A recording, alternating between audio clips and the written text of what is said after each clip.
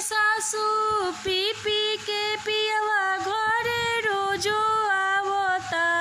सासू पी पी के पियवा घरे रोजो आवता।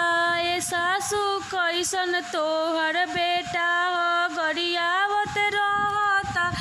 सासू कैसन तोहर बेटा गरियावत रहता। सासू कैसन तोहर बेटा गरियावत रहता। रखले बा सबत दिनो रात बतियावता।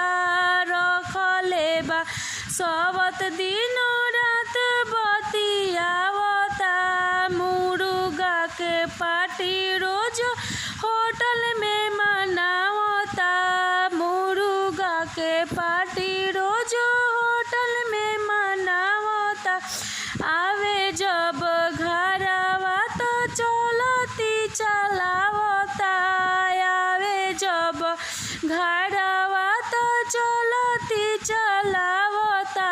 ननद कैसन तोहर भाई गरियावत आवता। ननदो कैसन तोहर भाई गरियावत आवता। हे भगवान तनी दे दो उनके बुद्धि।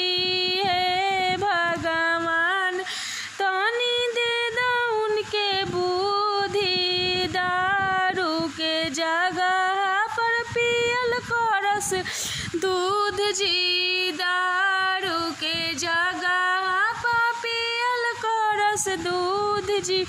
एगो तीन कैसन तोहर देवर गरियावत आवता। एगो तीन कैसन देवर गरियावत आवता। कुछु कहला पर आँखों देखावत रहता। कुछु कहला पर आँखों देखावत रहता। एगो तीन पी पी के पियवा घरे रोजो आवता। एगो तीन पी पी के पियवा घरे रोजो आवता। एगो तीन कैसन तोहर देवर गरियावत रहता। एगो तीन कैसन तोहर देवर गरियावत रहता। ए देवर पी पी के पियवा घरे रोजो आवता।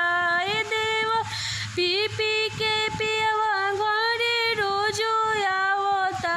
ए देवर कैसन तोहर भैया गरियावत रहता। ए देवर कैसन तो